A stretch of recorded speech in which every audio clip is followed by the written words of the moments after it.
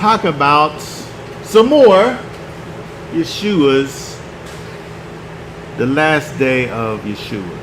The last day of Yeshua, part 3. Several parts to this last day. There's so many things that happen in Yeshua's last 24 hours. We're going to look at, we're not going to read all of these, but we're going to talk about the things that are in all of these. Matthew 26, 21 through 29. Also 31 through 35. Mark 14, 22 to 25. Luke 22, 17 through 20. And John 13, 21 through 30. A couple things. Two things really that goes on in this part of the last day of Yeshua is kind of a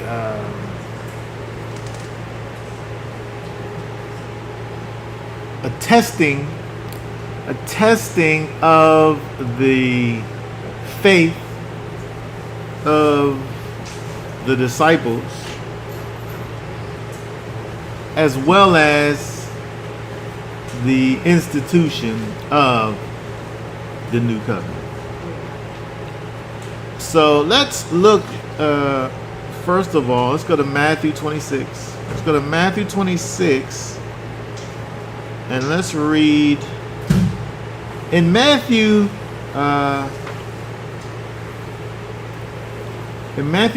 Mark, and Luke.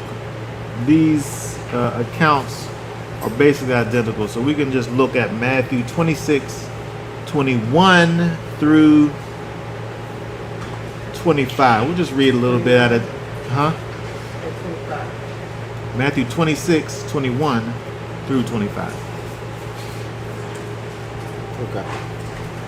Matthew 26, 21. And while they were eating, he said, "Truly, I say to you, one of you shall deliver me up." And they were deeply grieved and began to say to him, each of them, "Master, is it I?"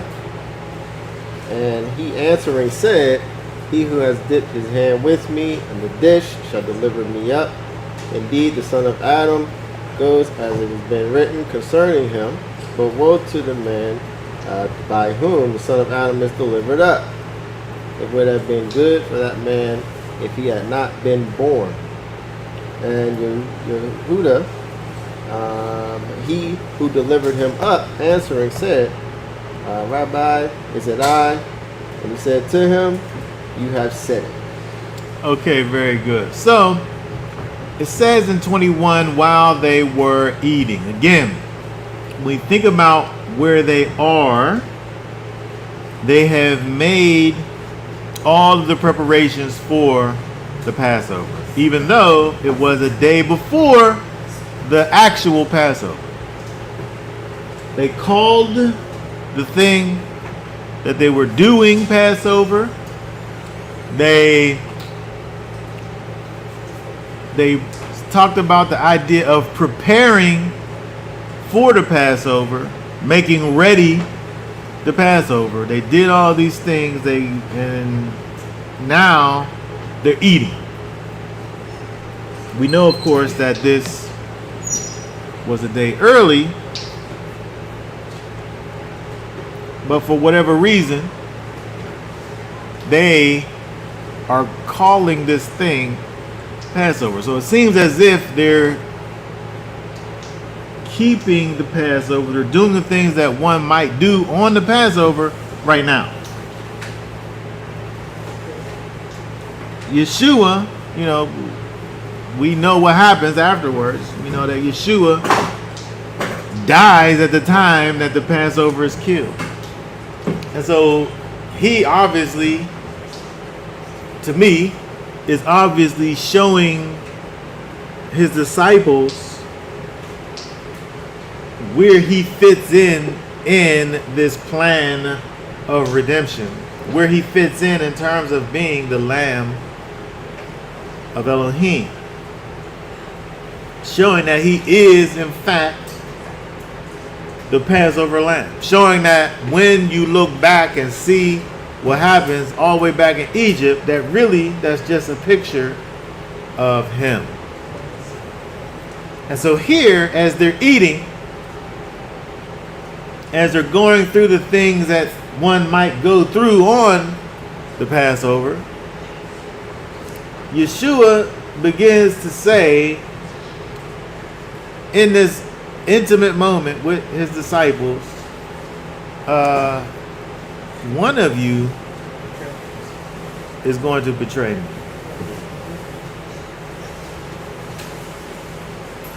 Which is deeply grieving to them. And in 22, it says each of them is saying, Master, is it I? Which is interesting to me because if it's you, well, you know, Judas, he throws his thing into the thing too. But the rest of them, if Yeshua is saying one of you will deliver me up, why? It seems odd that the other ones who it isn't are saying, is it I? I feel like they would, like they know, Judas knows. So it's not even about I feel like, but why are they saying, is it I? Why wouldn't they be saying, it's not me? Like why is there a question that's being asked with this thing that you would think would be so completely obvious?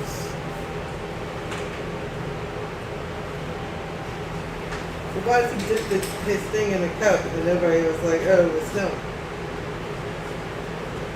I think that I think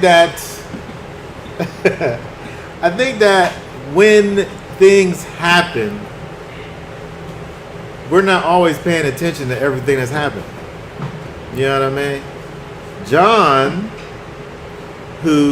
let's do this. Let's go to John's account of this. Let's go over to John 13, 21, and let's read down to verse 30. John 13:21. Yeshua had said, this he was troubled in the spirit and witnessed and said, truly, truly, I say to you, one of you shall deliver me up. The top ones looked at one another, doubting of whom he spoke. And one of his top ones, whom Yeshua loved, was reclining on the bosom of Yeshua. Shimon Kepha then motioned to him and asked who it was of whom he spoke. And leaning back on the breast of Yeshua, he said to him, Master, who is it? Yeshua answered, it is he whom I shall give a piece of bread when I have dipped it. And having dipped the bread, he gave it to Yehuda of Quariah, son of Shimon. And after the piece of bread, Satan entered into him.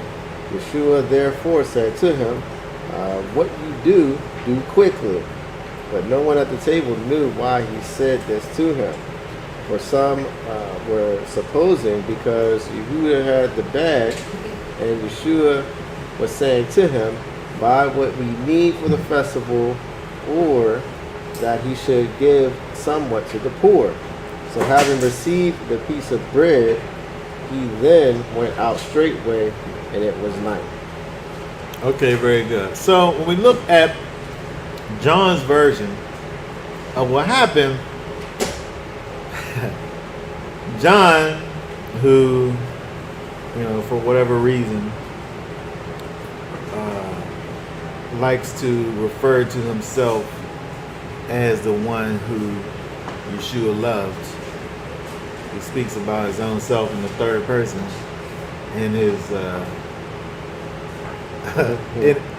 in his account. But he talks about this thing and gives us a little more information here where maybe it wasn't kind of an outright everyone sitting there talking about who is it or is it me, but it's more like them speaking amongst each other around the table, like, who's he talking about? Who is he talking about? Like, who's he, you know what I mean? Like, where it's not like an open discussion where they're kind of like each one next to the other one is kind of all the way down to John, where he says something to Peter. But it made me think about this idea that, you know, when we think about this idea of faith,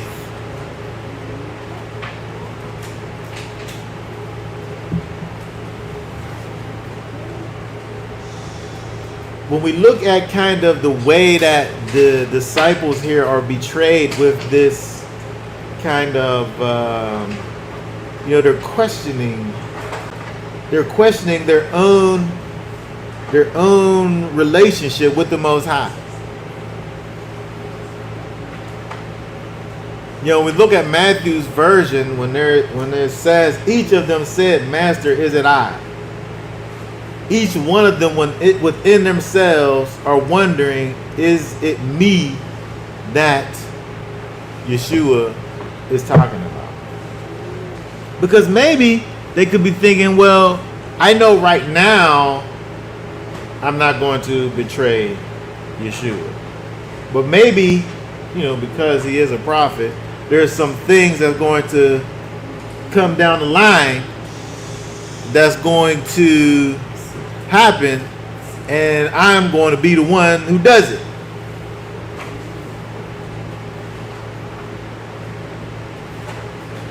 I'm saying, why would you say that if you know that it ain't you, and that there's no way that it could be you? I'm saying in faith. In faith, in your solidarity to the Master.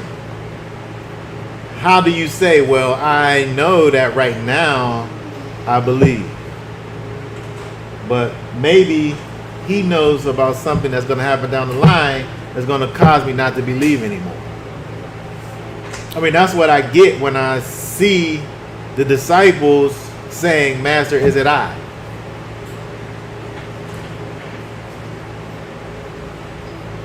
I don't understand. Go ahead. It seems like, you know, Judas, once he dipped the bread, the chip was put in his head. You know, the satanic chip was like implemented. And he just was like a robot after that. So what I was thinking is, it's very interesting that, you know, his name is Yehuda, which is Judah, right? And so what if this is a bigger implication of the whole tribe betraying Yeshua and sacrificing him, I'm not sacrificing, but delivering him up to the Romans, and that's why they had to go through this great tribulation like none other before. What if this is bigger than just Judas? That's really anti-Semitic, what you're saying.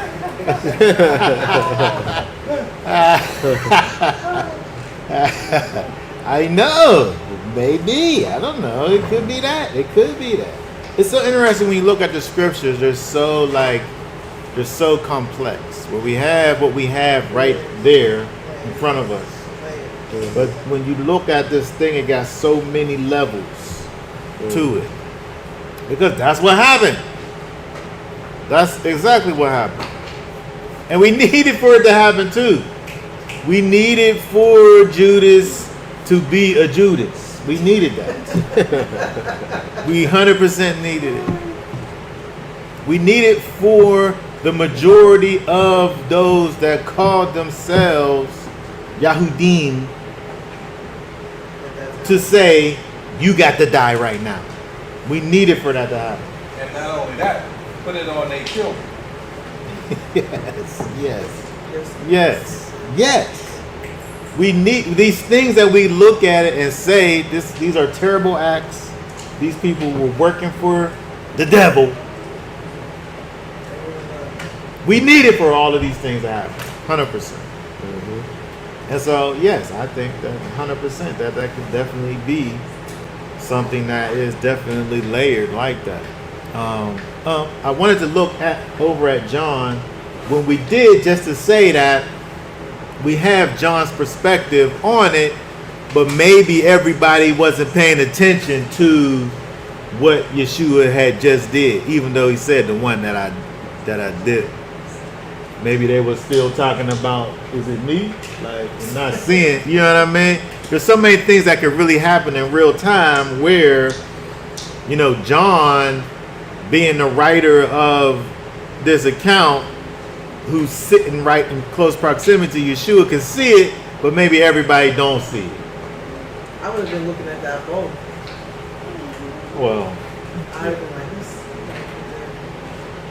I mean, it's easy to say that, but like I'm saying, it's like they're all in a place and these things are going on. We're focused on extra hyper focus on the words that are being said because we're trying to understand what's being said. But they, you know, who knows what they was doing? They might be going through the Seder. They might be sitting there dozing off a little bit.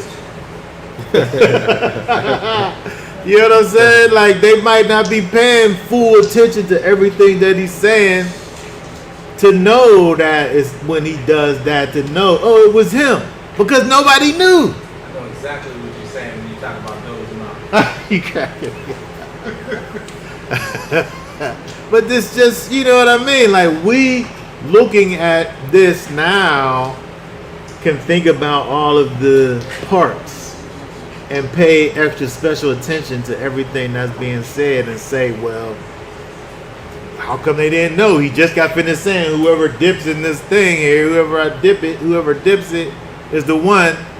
And then he dipped it. How come they ain't know? Then he left. And then he goes, and they still don't know. I mean, They don't really know until he comes back with the people and gives them the kiss of Esau, right? Nobody even knows. alright. And so it's like all of these things that are pointing to him as the betrayer, until he actually betrays, nobody even knows. Go ahead. That's why I could tell that these were all men here, because if it was a woman there, she would have figured it out before it even happened. Because, you know, like, he got this money back, like, you know, there would have been some accounting. Someone would have been like, well, what's he spending his money on? What's he doing with this? You know what I'm trying to say? Like, there would have been some recognition and knowledge. If Yeshua gives this huge clue, somebody would have seen that happen. You And would then- think, but they didn't. I'm saying if I was There there, is just this whole thing that they didn't see. I would have So been not- like, where to did them this it wasn't go? as obvious as to you, hindsight. Hindsight is 2020. Perfect vision. I would like to say that when everybody started saying, "Is it me?" I would have lost track of everything too. I'd be like, "Oh, it must be." Like, why would you say? You know, just like you said, I would be like looking at the people saying, "Is it me? Is it me?" I'd be like, "Is it you? It must be you." 'Cause why are you saying that? Yeah, exactly. Like, it had, to me, I feel like it had to be a moment of kind of an interruption of the order of things where it's almost moving into chaos. When you're in this place, it's just them, it's just the disciples, Inner circle. and then you done dropped this bomb of one of you is going to betray me.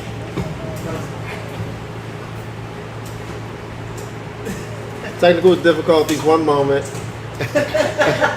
we're still here. Anyone who's on Here, put the thing. Put the little thing. The flag.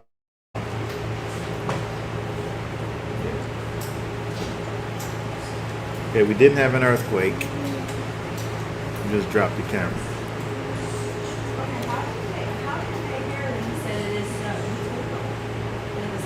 Hold on, say that again. Why didn't nobody hear?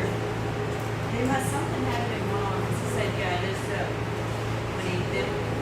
Oh, you talking about what Judas? What?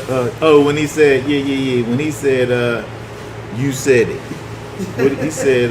What did he say? Yeah. Told him. I don't see. Like something Do had what been you gotta wrong. do.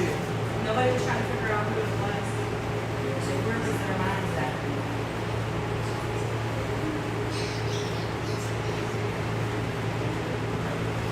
Where did he say that at? Was that John or? Matthew 26, 25. Yeah. So you said, Yeah, but see, the other thing is like, okay, so there's two things.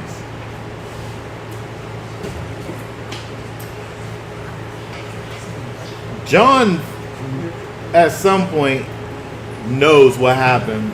That's how he wrote this down. Right? But that's not to say that everybody even hears what he said. You know what I mean? Because he could have been saying it low, just, you know, if they're in a room and they're just, you know, he said it right to him, like. Or when you also think about the fact that other people were saying, is it me? Is it I? He just saying what everybody else said. You know what I mean? Mm-hmm. And so, to me, it's like, it seems obvious to us, but to them, it wasn't obvious. They First of all, didn't know. They it's- didn't know. It's context, dog. These writers didn't take like court notes. Like the whoever take the notes in court, they got the time. It's more context to it that is not written. It's like when there's a book and a movie comes out in the book and you like, I didn't envision it like that. But it's that interpretation of the director and the writer and how he read it to implement the timings of what happened in between. It's just this whole part could have been taking place in the 3 hours, and or just amount of time that we don't specifically know. 3 seconds. But they put it in 10 verses, and we trying to be like, oh, well, why didn't this and that? Yeah. That's how. I Whether the people came to him privately, they came to him privately. We don't know if everybody just started yelling or like, it's Yeah. not, it's not. Yeah. Yeah. It's just so that there's parts, there's like the how of it exactly is missing. But what we know is that they didn't know. They didn't see it. Even though these things was happening right in front of them. Well, you would think that they should know based on the information that we're given, but at the end of the day, they didn't. They didn't know. But like I was saying, I think that this whole thing really is a matter of faith, though. Because in terms of faith being this idea of being fully persuaded, you can't get to that place of, is it me? You can't get to that place of wondering whether your faith is solid or if it isn't. Because that, by very definition, is not faith.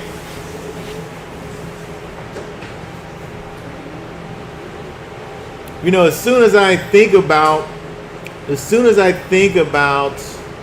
the potential of Judas being this kind of revolutionary, I think the more you look at it, the further away from that idea it becomes, and the closer you get to the idea that Judas' faith was non-existent.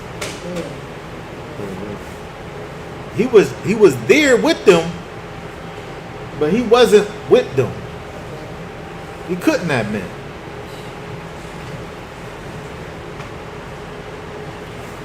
He was a mole in this thing. He was an implant. He wasn't part of them. And so he said, let's see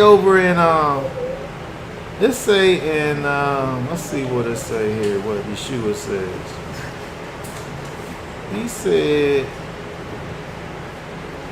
what did he say? He said in verse 24, he said, read verse 24 again, Matthew. It says, indeed, the son of Adam goes as it has been written concerning him, but woe to that man by whom the son of Adam is delivered up. It would have been good for that man if he had not been born. The thing that Judas does is deserving of this punishment that's pretty great. That's worse than regular people who are born and they're just end up being just regular wicked people. His end is worse than anybody. It would have been better for him not to have been born, it says.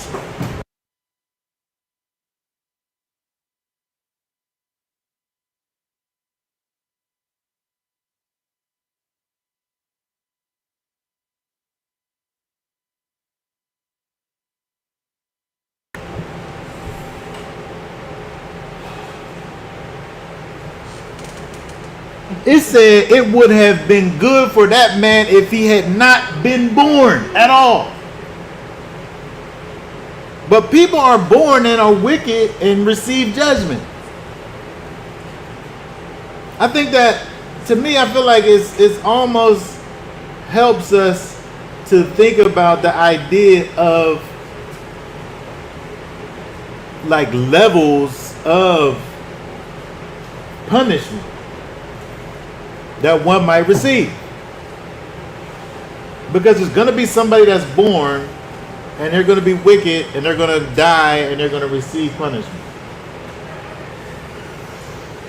But this thing that Judas does,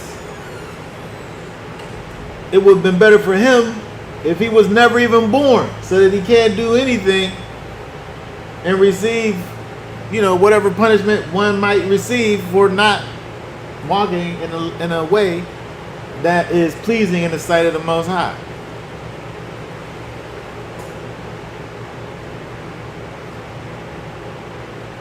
He said, woe to that man, he says.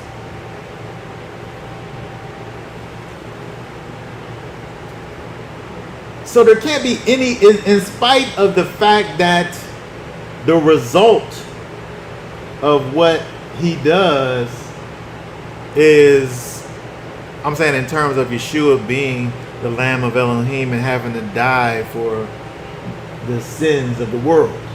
Besides the results of what he does being a thing that is the most important and magnificent thing that could ever be done, the process, the way in which it plays out, that person who performs that part, there's nothing good about him.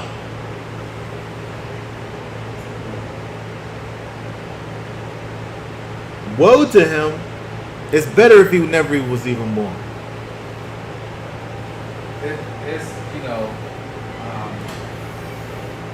The end result could have still happened without Judas doing what he did, because they were already trying to trip him up and they was trying to find ways to get him.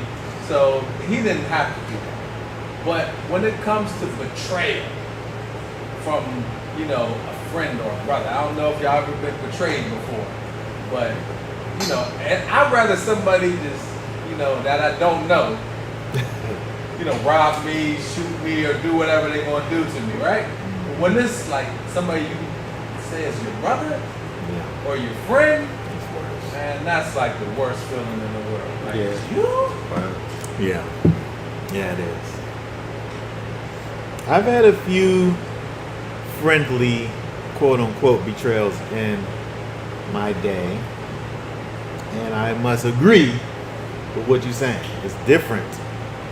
Like, you expect somebody who's outside of your circle to deal with you in a certain way. They're only doing what you expect for them to do. But when somebody inside of the circle does maybe the exact same thing, it's 10 times worse. Which adds to this idea of Judas and this thing of woe to him. It's better that he wasn't even born, because he's in a place where you would think that there would be nothing that would cause him to go against the Master Yeshua in any way.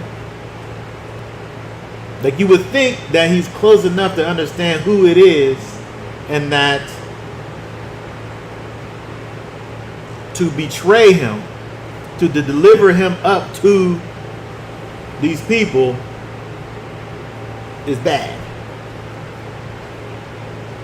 There's 1,000 scenarios that you could think of. There at this point in the game, they're moving around in secret.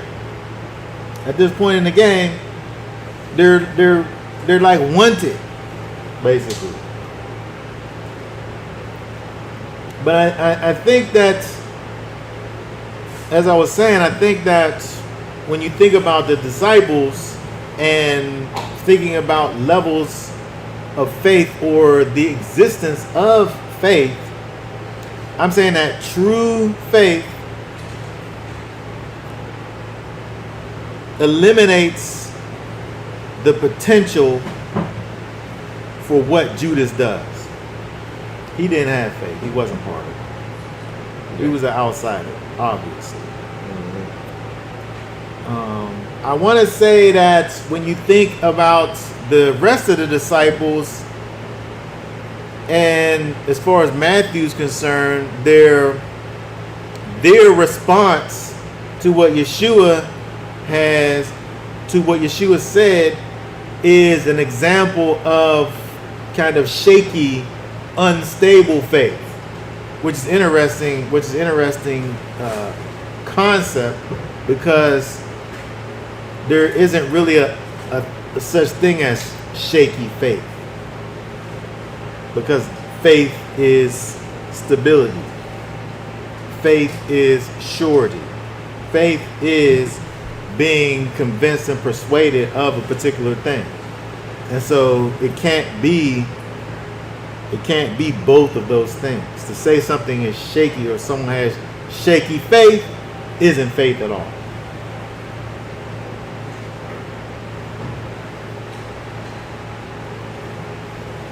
It's like getting on the plane and you don't believe it's going to fly. You know, the only reason why you get on the plane is because you have faith it's going to get you where you got to go. Right, because if you think it's not gonna work, You ain't getting it. you're like a masochist. You're trying to kill yourself, I guess, because you don't even believe that the thing you want to do harm to yourself. You don't believe like there's yes, exactly. I hate flying.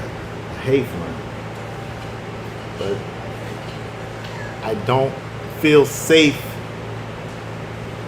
especially when I see the pilot and he looks young. I love old pilots. Those are my favorite. When we went to Dominican Republic, we had an old pilot, and man, let me tell you, when that dude landed, it was the best landing ever. Like I felt like it was like, usually when you land, it's like you land, and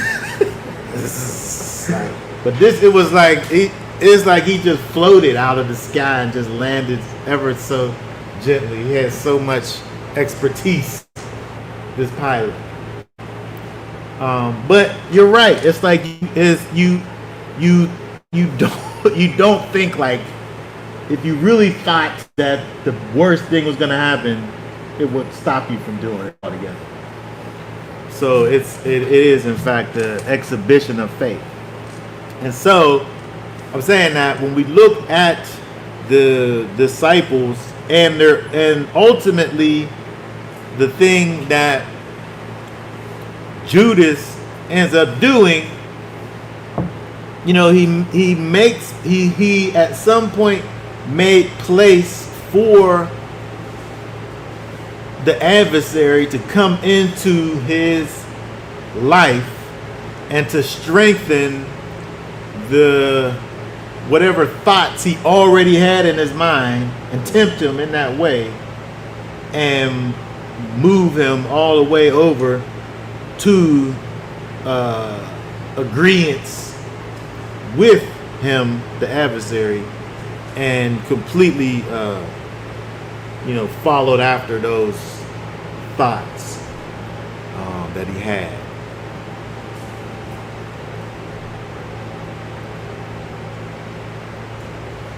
All right, does anybody have any thoughts or questions or comments about any of that?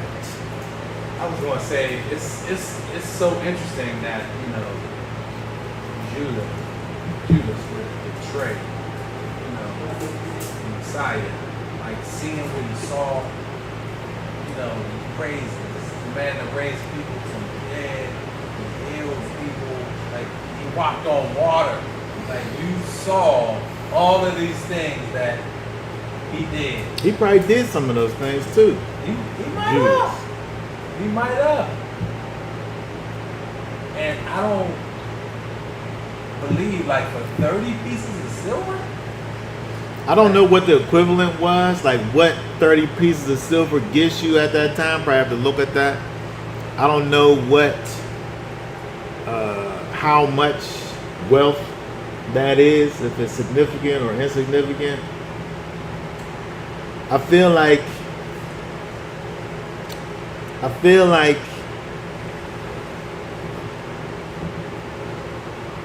for someone who would have been operating in pure faith, there probably wouldn't have been no amount that they could have said that would have been enough to betray him. I don't know what it is, but I feel like it's, for whatever reason, I feel like it wasn't. I feel like it was insignificant. Yeah, I don't think. But I don't know. Somebody got to do the ChatGPT and figure out what the equivalent, like what's that get you 30 pieces of silver at that time. I don't think it was money at all. No. I think literally Judas totally just gave himself over to Satan. Yeah. And that's why it was mentioned here, because he couldn't have been himself. He couldn't have been in his right mind, seeing all that he had seen, experiencing all that you with 5 fish, you feed the whole. There's no way he could have saw all of this and betrayed the master without Satan. And so that's why I feel like Judas wasn't never all the way in. He was the weak link. He was the one that was always on the fence. And so when temptation arose, he was susceptible to it because he was the one that was wishy-washy to begin with. Right. You ain't gonna believe this. Okay, yeah. They say the value of the silver that he got during the time would be equivalent today to about $336. What? Huh? 336. Come on, man. Wow. I spent that going to Costco. Wow. I spent that going to Sam's Club. 300. Okay, now say ask what the monetary value of the alabaster box may have been. Because they talk about that as being like a year's wages. So what would the year's wages be of the time of Yeshua? What would the year's wages be at the time of Yeshua? Okay. And I wonder what that is to, what'd you say, $336? That's crazy. That's crazy. That's why I said it's not the money. Yeah. It could have been the money. Yeah. But it lets me know also that if you are lending your vessel to Satan, and you might not have been in your right mind, you are still accountable for your actions. You know, like when you snap and you know you lose it, and you do something, accountability is still gonna be there. Yeah. About $936 for a year's wage. Okay, so that's like 3 months, right? That's 300. about- What was it? 900. That's a third, right? So 4 months. Yeah. Yeah. Yeah. No, yeah, 4 months. Yeah, 4 months. Yeah. 4 months. Oh, 4 man. months of work. He like, look. He felt like he came up. He felt like he came So he up. kind of did hit a lick a little bit. That ain't no lick. Huh? Look, the average median wages in their time. He's getting there. What is he? That's a third, right? That's a third of a year's wages, right? That would be about 15,000 a day in today's wage money, like for the average wage. That's like 15,000.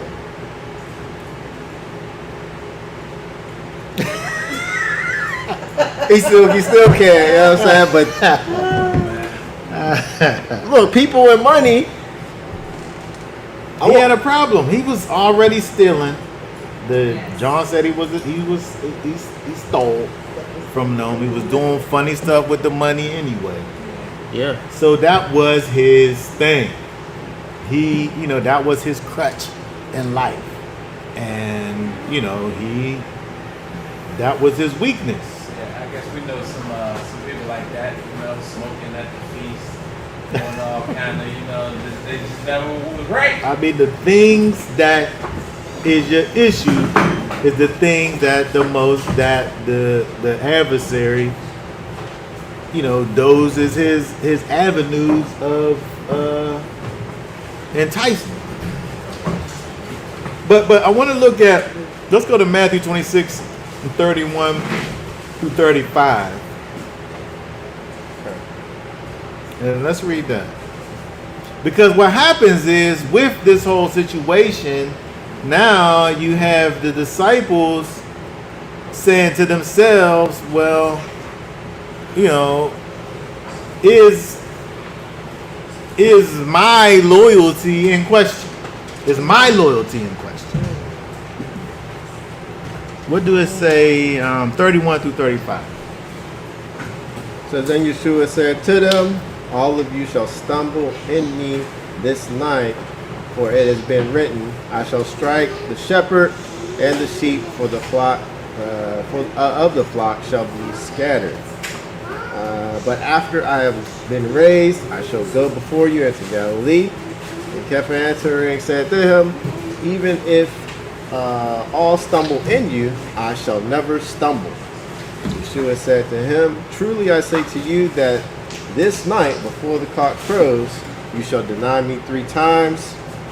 Kepha said to him, even if I have to die with you, I shall not deny you. All the top ones said the same too.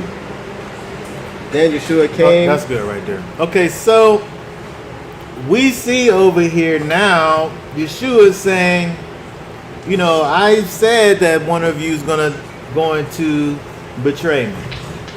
We've done this thing. Judas, he went somewhere. We're not going to talk about where he went, but he went somewhere. We'll keep on going on with the night, even though Judas leaves and nobody knows where. Maybe he did this. They say maybe he's doing that. They don't know. But as they're sitting around talking about where he went and saying, Yeshua said, y'all looking at him, maybe not knowing the extent of his stumbling, but each and every one of you will stumble in this, like right tonight. Yeah. Not even like in life, but he said, of all of you shall stumble in me this night.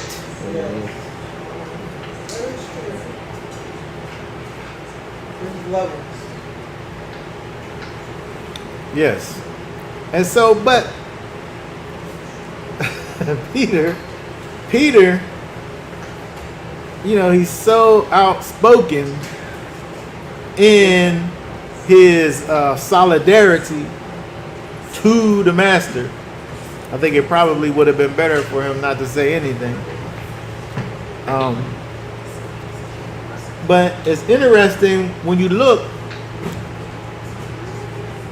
the difference. Now, before, and this just happened, before you see in Matthew's, and this is Matthew, their account, they're all wondering, is it me?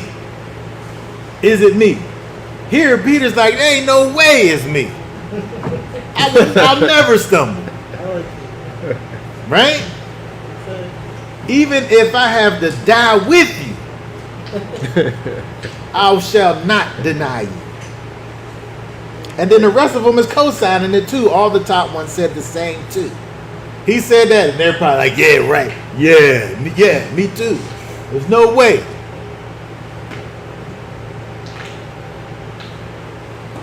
But Yeshua said, before the cock crows, you shall deny me 3 times.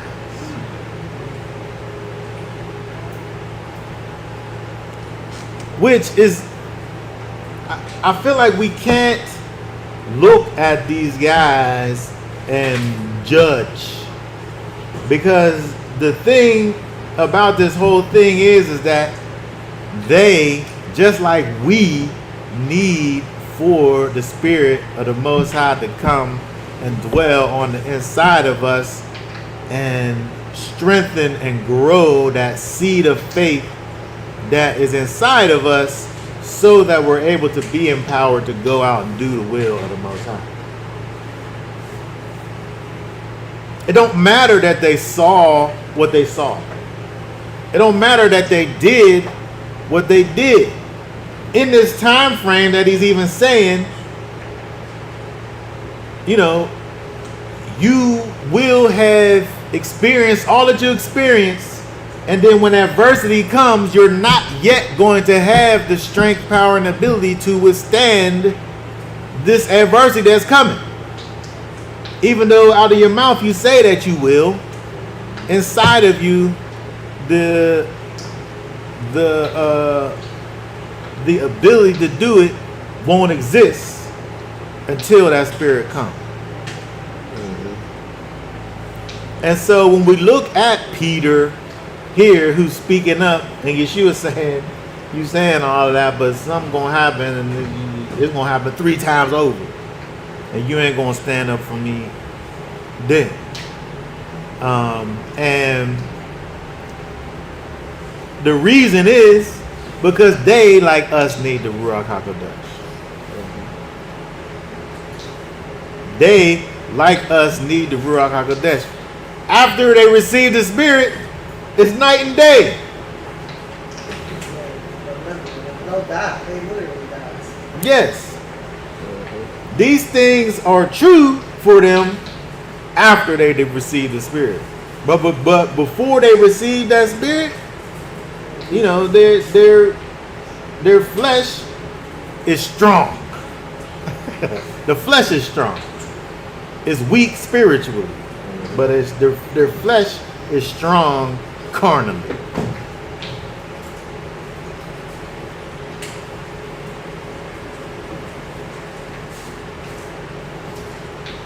And so lastly, let's look at, does anybody have any thoughts about this? Oh, good. I was thinking of Corinthians 5:11. I was Here, wondering, hold on, like, pull that up real quick. I was thinking how, obviously, like you said, Judas had to do this, so that's why Yeshua was sitting on him. So it's about eating with people, talking with people. But like you were just saying, like the disciples, they wasn't really, they didn't have any discernment for the most part. Like nobody knew that this was going on, and that he was a swindler and all the things. I mean, obviously Yeshua knew, he kept eating with them. But I was just wondering, like, whether, they didn't have this like, so I guess, I don't know. I was just wondering. What did 5:11 say? 1 Corinthians 5:11, but now I have written to you not to keep company with anyone called a brother, if he is one who whores, or greedy of gain, or an idolater, or a reviler, or a drunkard, or a swindler, not even to eat with such a one. Yes. Okay, so, this is instructions for us as the body of Messiah.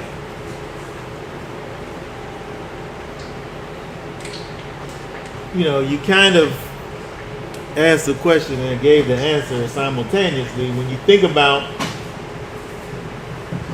them at that time, to them, Judas is one of them. Yeshua is the one who's able to see the heart, not them. And Yeshua also knows that to do what has to be done, they need Judas to be Judas. He picked them to do that. I would say he didn't pick him to be a disciple. He picked them to betray him. He chose him. He chose him. He didn't choose him to be a disciple. Matter of fact, look, we get John 2:23. I'm gonna read those few verses. Just to show, like, he already knew. Yeshua was telling all these people what they was going to do before they did it. So he was just, it was just formalities to a point. John 2:23, and when he was in Jerusalem at the Pesach, at the festival, many believed in his name, and when they saw the signs which he was doing. But Yeshua was not entrusting himself to them because he knew all men and had no need that anyone should witness of man, for he knew what was in man. So he knew who he was picking. He knew what they was going to do. And it's for his part. He was carrying out the Most High's plan, really. Because he could have not picked somebody that was going to betray him. Yeah, easy. Like the other 11 guys. Yeah. Like if he was up when he went away to fast and get away and pray and be like, he was like, take this cup from me. The answer that probably came back was like, no, you got to do this. And he picked those men and he was carrying out what had to be done. Yeah. That's all I got to say about that. Yeah.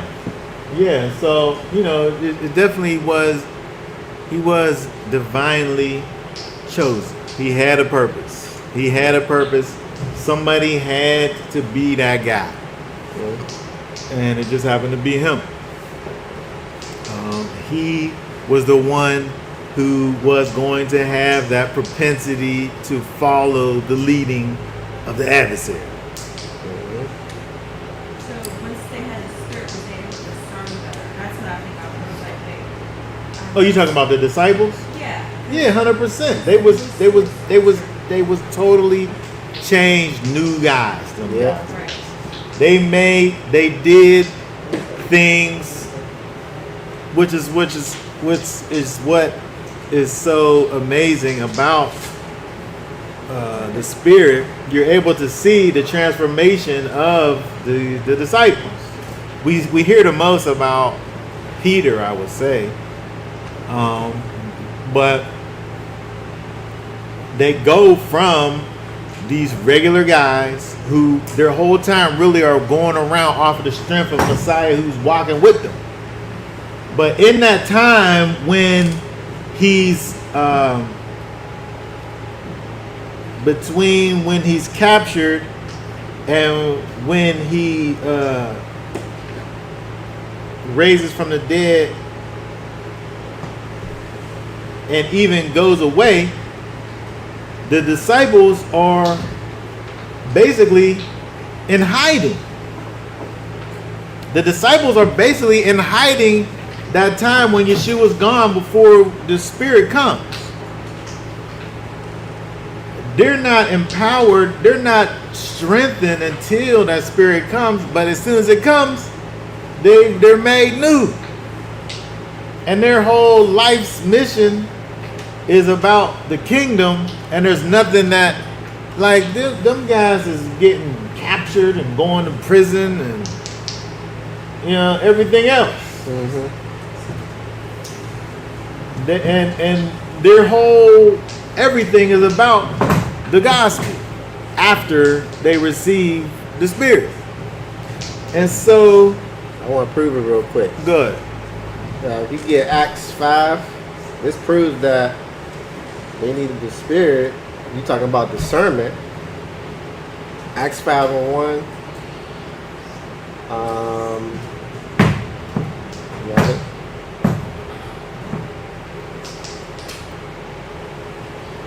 You got it, Hiskey?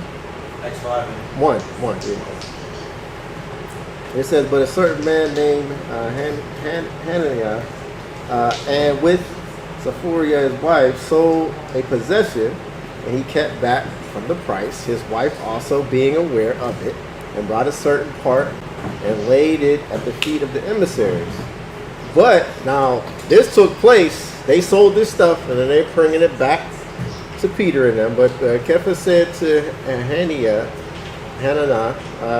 why has Satan filled your heart to lie to the set apart spirit and come back from the price of the land yourself?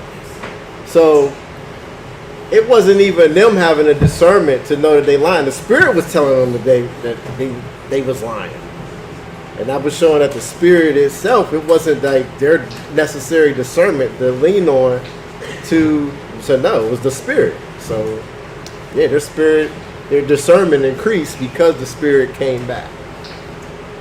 That's just one. Yeah, Does that make sense? They was Like, they was transformed. They was Yeah. new beings, and I think that when we look at the transformation, to know that just a month ago, I don't know what the what the time frame is, but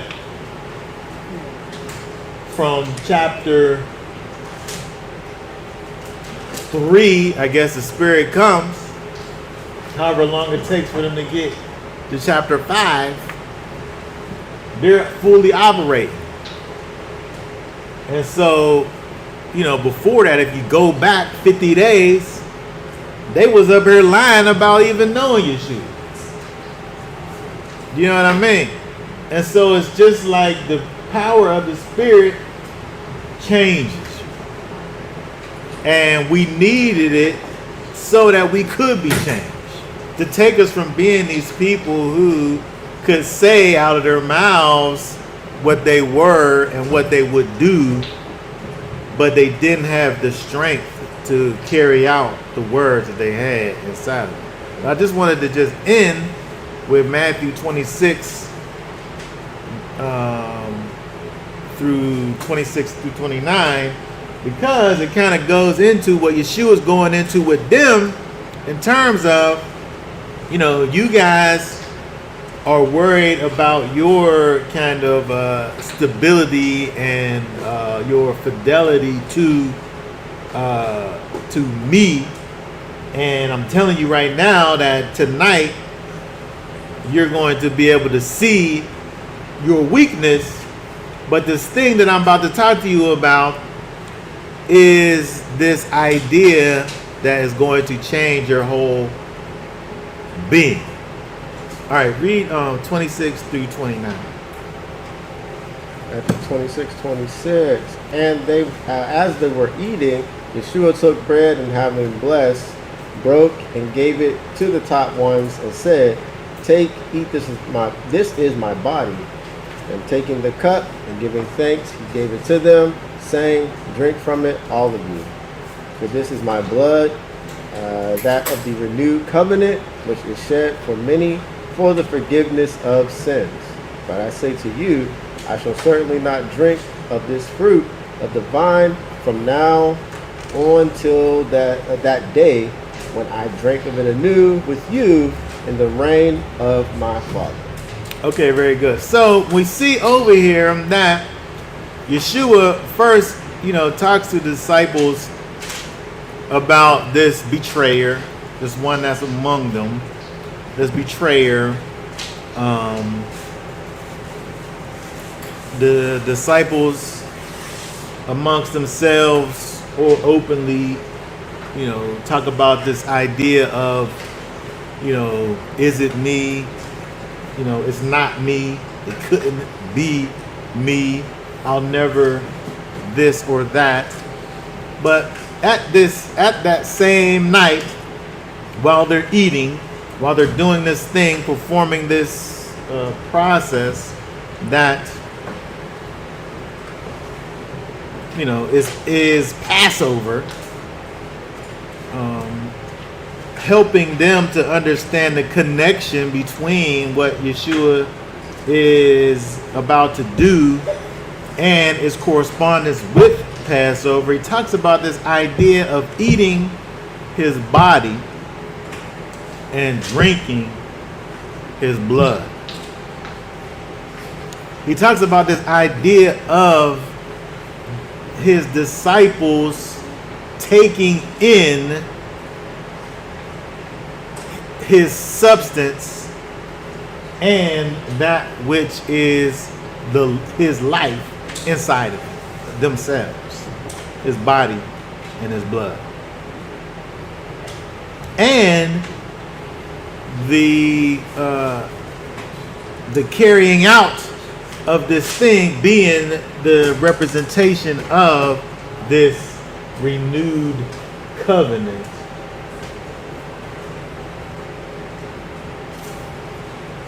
being manifest. And so he's making all of these connections. He's saying them kind of, I would say, kind of in this encrypted way. They don't really understand what's going on fully. They can't.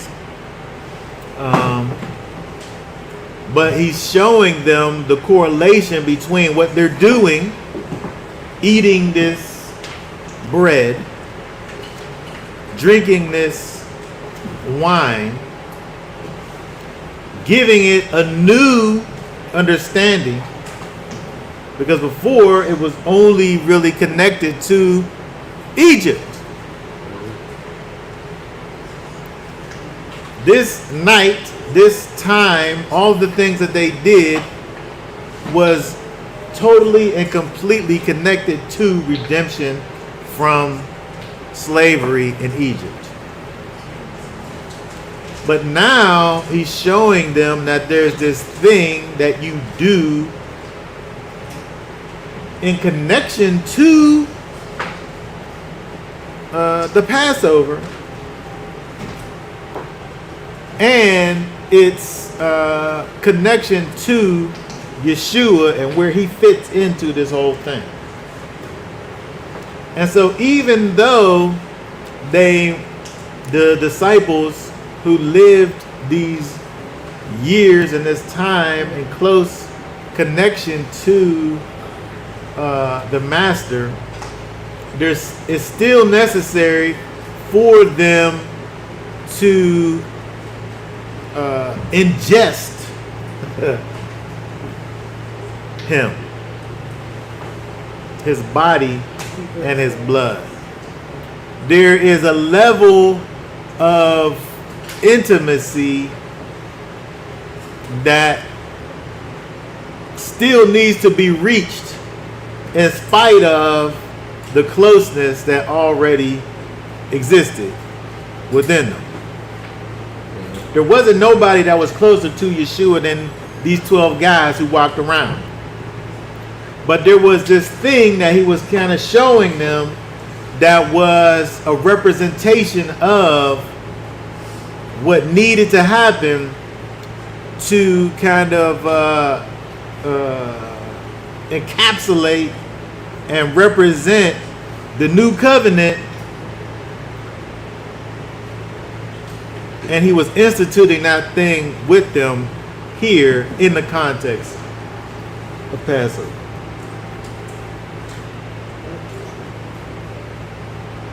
And so he shows the disciple here on this night their weakness, but he also shows the disciples the thing that will, when it's full, become their strength, which is kind of the full embodiment of the power of the Most High inside of them, strengthening them to walk in righteousness and the forgiveness of sins, a reconciliation of the people to the Most High.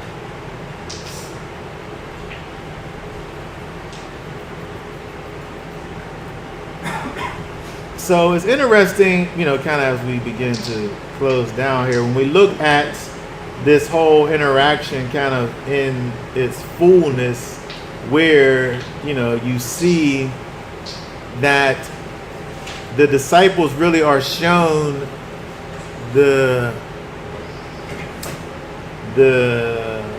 shown their faith, shown the necessity for the strengthening of their faith, for them to be able to see that within themselves they're not able to do the things that's necessary to kind of walk out their faith. They can say what it is that they think that they may do or they might do in a particular situation, but they're quickly going to find out that the want to exists, but the ability to doesn't exist within them. And when we understand what the new covenant is, it is the answer to that problem. Because he said over in Ezekiel chapter 36 that when you have this heart of stone removed and have it be replaced with this heart of flesh inside of you, it will cause you to be able to do the law, statutes, and commands. It will cause you to be able to do the things that are pleasing in the sight of the Most High. It'll cause you to be able to walk out the things that are in your heart.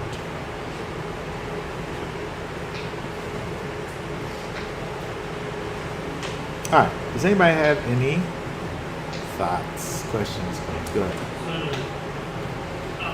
It's come up to me, it's John 6:64 through the end of it.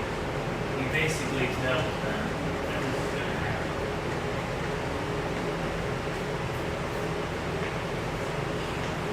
He literally called, he says, I chose you. If you don't believe, one of you are the devil. But there are some of you who do not believe, for Yeshua knew from the beginning who they were, who did not believe, and who would deliver him up. Yeah. Yeah. Being like 70, it basically calls him. Yeah.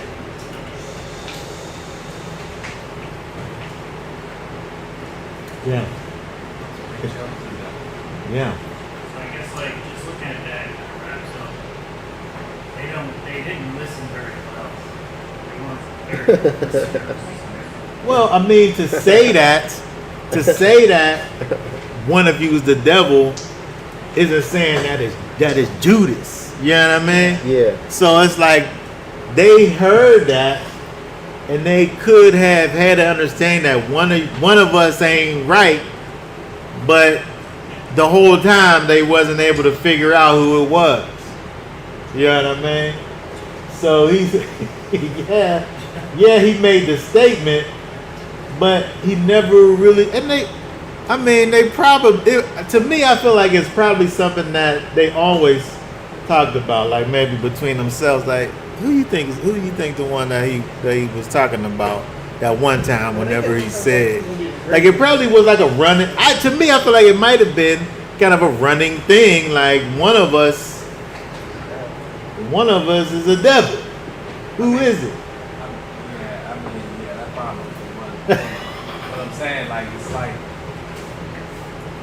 this was the mission, this was the goal. You know what I'm saying? Yeah. Like, he was always that. Yeah. And he chose him to be one of the 12.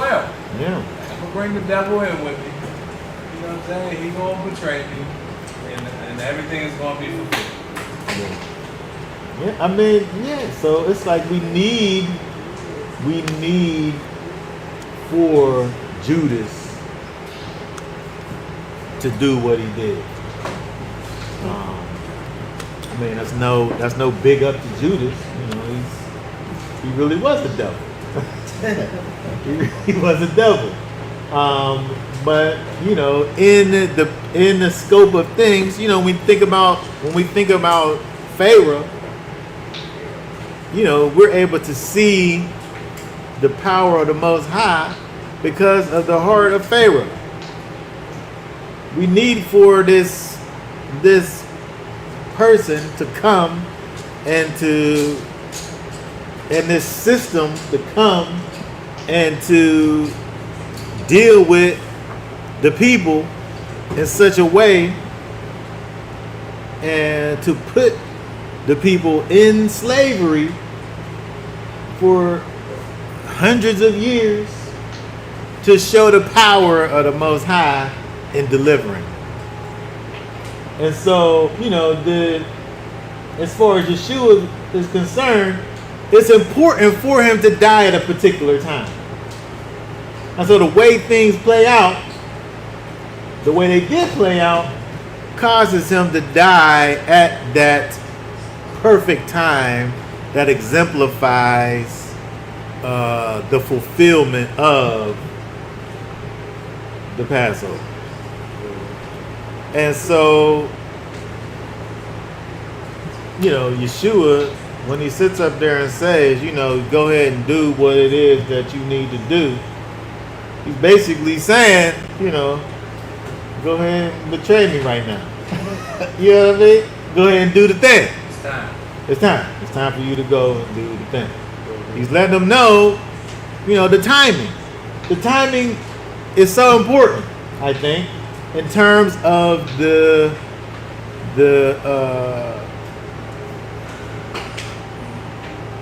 spiritual significance of what Yeshua comes to do. That makes sense. Yeah, because he had to keep it in time. You gotta put the pieces in place because it, like you said, it could have naturally happened. Judas didn't have to do that, but for the timing, he probably had to have them in place for the time for it to be fulfilled. That makes sense. Yeah. It's Yeah. just an immaturity. Almost an immaturity. They had Messiah there, but they didn't have it as when the Spirit comes. You can see Peter step out and start speaking in a manner that he has never spoken before. His intelligence and his rationality when he spoke. So it kind of shows you the maturity of the Spirit. Accept the Spirit. You're able to accept things around you. Still that Spirit here, but they had realized what he was saying at the time. So you still see the childlikeness they had. Look how long it took them praying for the Spirit to come on them because they had the Spirit being come. But I think it just got it's a full circle thing. Yeah. What happened. Yeah. It 100% shows us that we need the Holy Spirit. Because it didn't matter what they saw. It didn't matter that Yeshua was right there. None of those things mattered. What mattered was, do you got the Ruach HaKodesh? That's what mattered. Until that was made available to them, it didn't matter that he sent them out 2 by 2 to go and do things. Yeah. It didn't matter. Because that thing that they experienced was something kind of like he put something on them that ran out. You know what I mean? He gave them like a little taste of the thing, and then it was like you was playing like this game, and like your energy thing. Yeah, you get replenished. Yeah, it runs out. Like Yeah. it wasn't forever. Like you didn't have like constant invincibility. Like you just had it was just a little bit. Just like Super Mario, whenever you had that little thing, when you got the star, you didn't die. You know what I mean? But as soon as that thing ran out, that's it.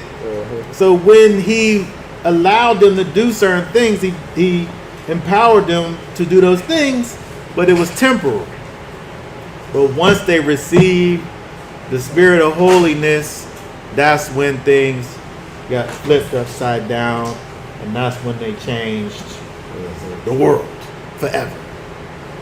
But that's what it took. And I think that this, as we continue on with the last day of Yeshua, he begins to kind of flesh out more and more what's about to happen and what it is that's going to be necessary as it moves forward. But we'll talk more about it on the next time. Okay. Does anybody have any last questions? So when Judas asked him, and it was him, Judas knew it was him. Jesus was tempting Yeshua or knew? I think that I'm convinced at this point that Judas was an outsider. So he's proving that he don't really believe, because he's like, does he even really know that it's me? But you think he knew too? I think that you talking about, do I think that Judas knew? Judas knew he. I think that there, to me, I feel like there was a question as to whether or not he knew that Yeshua knew, and that's why he says it. Like, is it me? Yeah. Like, you know what I mean? Because he's a non-believer. Judas is. I think he said it wasn't me because everybody else was saying that he ain't gonna be the only one that I say. Yeah. If maybe if I don't say nothing, they gonna know that it's me. Like, I feel like it was probably like a collection of things, but I think that Judas, to me, Judas was a non-believer. So he knew he was a devil. I think that he wasn't. I think that, to me, I feel like I'm saying that I think that he just was an outsider. He wasn't a believer. He wasn't doing things to push forward any righteous plan. He only had selfish motives. His purpose was about getting them 30 pieces of silver, and he, like the rest of them, didn't have any type of spiritual discernment.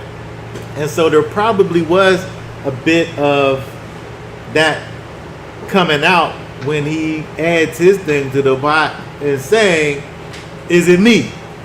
When Yeshua basically lets him know that he knows whenever he says, go do what you need to do.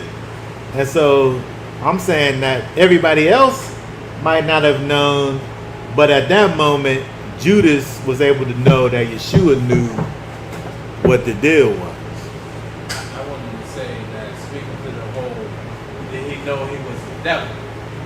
So nobody thinks that they're the devil when they're doing what they're doing.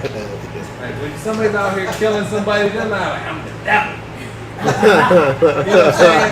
Like when you're lying, you don't think like, I'm the devil, because these are all actions of the devil. Kill, steal, destroy, lie, all these things are things that, you know, we learn from the wicked one. Yeah. And nobody is out here like, yeah, man, I'm out here like this. Matter of fact, no, people do say I'm that. about to say, I see some Yeah, people I'm say on that they're the demon time. devil. You know what I'm Yeah. saying? They be saying that kind of Yeah, stuff now. yeah, there is But some it's people- the You branch in the selfishness. person. Yes. The selfishness inside of you, and it's you just manifesting these things that benefit you in some way. Your wants and desires are that much more important than anybody else. So I'm going to do whatever it takes for my needs to be met. But look at this though. When Christians say, oh, we can't keep the commandments, they don't understand that those thoughts connect to the devil. Because like if you're saying you can't keep the commandments, you're saying you're wicked. You can't stop being wicked. So it's like, you know. Yeah. I mean, the thing about it is that when you to me, when you understand what the new covenant is, and Yeshua's about to start explaining, he's saying we're going to do this thing, and this means this. But when he goes further in talking about what the Spirit does and what it came to do, you know, when we understand what he's saying, it shows us these things, like what you're talking about when you deal with these people who have these things to say, but they don't look like what it is that is described in the scripture. The Spirit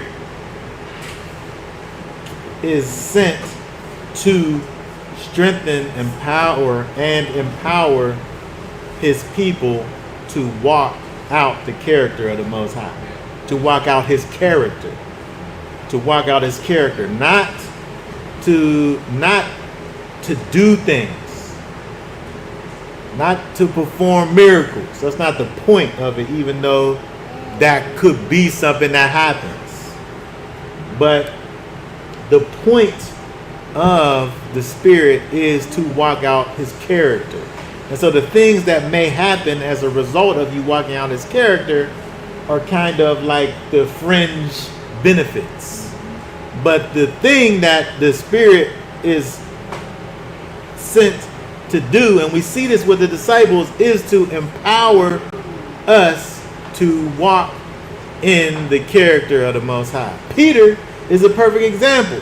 He was able to say what he felt like he was going to be able to do, but he wasn't able to do it because he didn't have the empowerment. But once he gets the power, there ain't nothing that can stop him. He's sitting up here walking out of the prisons. Nothing that these people try to sit up here and do to him stops him from the thing that Yeshua set him on the path for, and he didn't have to be there with him anymore in the flesh because he was there with him in the Spirit. And so we begin to understand the necessity for the Spirit, in these last moments of Yeshua's earthly life, and we're able to see the great significance of the Spirit being sent out, and for us to receive that Spirit on the inside of us and walking. Yeah, without the Spirit, I don't think you can have faith. I don't think you can, there's really nothing you can do without the Spirit. Nothing. I mean, you said it perfect. Before the Spirit, you know what I'm saying? They had the zeal. They was like, no, not is it me? No, all this stuff. After the Spirit, they was totally different people. Totally different. And so, when people challenge these things and don't, do what the Master commanded us to do, just let you know they ain't got the Spirit. Yeah, or they're just not walking in the Spirit. Yeah, One of the two of those things is true. All right.